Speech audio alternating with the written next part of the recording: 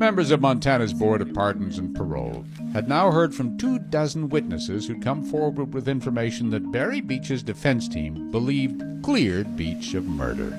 She said we got away with a perfect crime. And pointed, the defense said, to a group of girls as the true killers of Kim Neese. She said, all I did was kick her in the head a few times.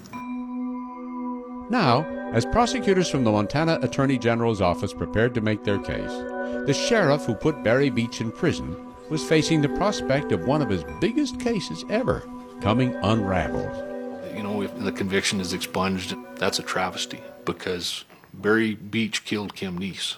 First Sheriff Dean Malum took the stand to flatly deny the allegations that he fed enough information to Louisiana detectives to frame Beach.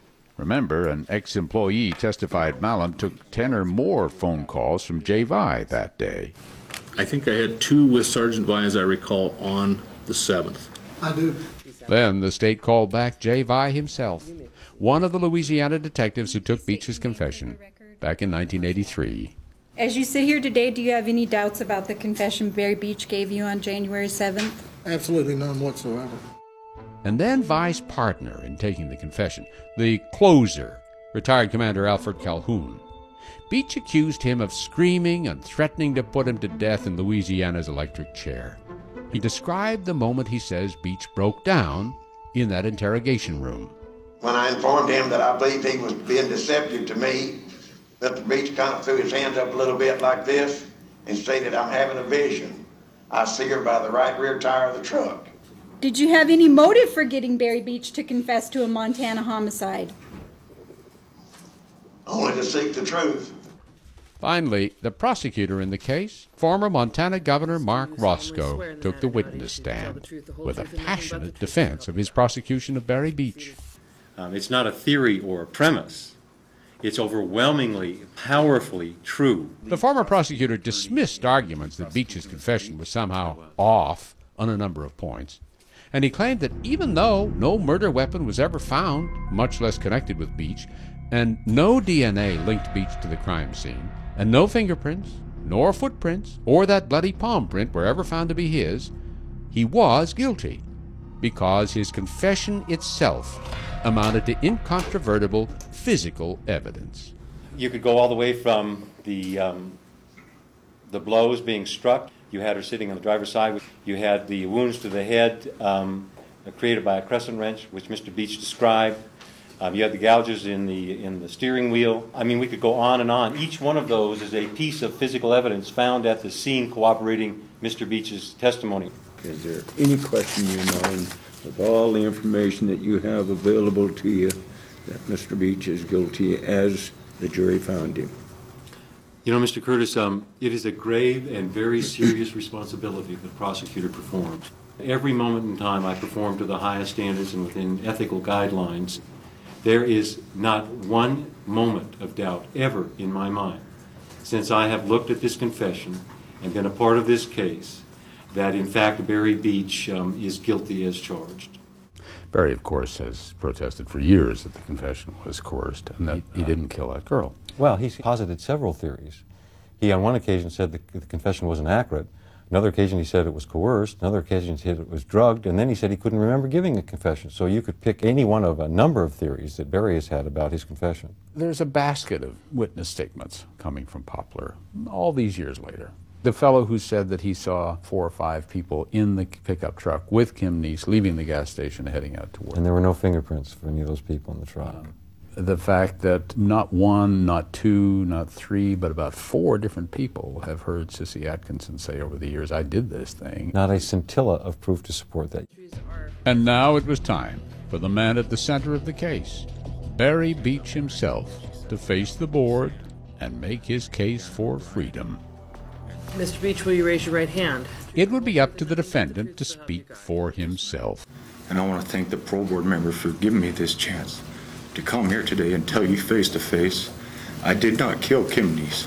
Prosecutors trying to keep Beach behind bars would get the first crack, hammering Beach for changing his story over the years, and for suggesting that Louisiana detectives coerced him, drugged him, or somehow made him unable to recall his own confession back on January 7th, 1983. It seems to me that from listening to your testimony that you can remember everything that benefited you on January 7th.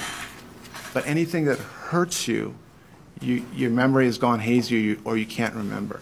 I don't know that anything on January 7th benefited me, but my memory did begin to fade later on in the evening. So you can't remember giving your confession? Correct. You can't remember the officers recording your confession? No, I do not. Even though you're not denying that you actually gave the confession?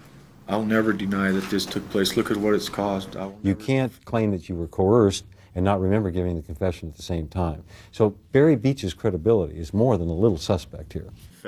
But Beach's defense team, when its turn came, gently led Beach through the confession process. At some point in time, I broke weak, and I made the biggest mistake of my life by breaking weak. And when you say you broke weak, what are you talking about? They broke me. I mean, I just wanted out of there. And I didn't care what it took to get out of there. I didn't want to go through what Alfred Calhoun told me. Alfred Calhoun told me he would watch me fry in the electric chair. And I didn't want to go through that.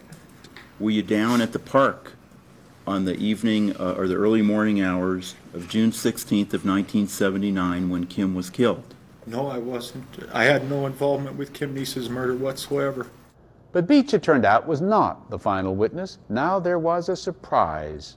Remember, during his original trial, Beach said he was at home asleep when the murder occurred, but didn't have anybody to vouch for his alibi. Until now, 28 years later. Is this the first time you've ever got the chance to give any kind of public testimony about what you observed on the night of June 15th of 1979? It is the first. Her name is Barbara Salinda, at the time of the hearing a 47-year-old former youth counselor and mother from California, and Barry Beach's sister. And with Beach looking on in tears, his sister told the board that despite her late appearance, she's told the same story from day one. Barry was right where he said he was the night of the murder, at home, asleep. So when I went upstairs, I was able to see by the light that Barry was in his bedroom. He was in bed asleep. Was his bedroom door open? Yes. We all slept with our bedroom doors open. About what time is that? I would say it was about 12:40. Why wait so long to tell her story? Well, she didn't, she claimed. Back then she said she told the sheriff and she told Barry's original defense attorney what she'd seen. But the attorney told her she'd have no credibility since she was Barry's sister. Said nobody would believe her. But would they now? Anytime a family member comes forward and provides an alibi, there's bound to be skepticism. But Barry's sister presented herself to the board, exposed herself to cross-examination. Her demeanor was examined. She gave a very complete, very credible story. Not surprisingly, the former prosecutor saw it quite differently. His attempt to have his sister testify at the clemency hearing, providing an alibi that she'd never mentioned for 25 years, I think evinces the character and quality of the case that was presented by Centurion. That's why I say I don't question their motives, I don't question their hearts, but I do question their competency and the character of the investigation. The actual innocence phase of the hearing was over, but Barry Beach didn't have to be innocent to be released from prison. And the board was about to hear a groundswell of support for setting him free. Coming up. Never give up until I walk out. Who will win this time, the prisoner or the police? Your confidence is overwhelming. Good. The parole board makes its decision when Dateline continues.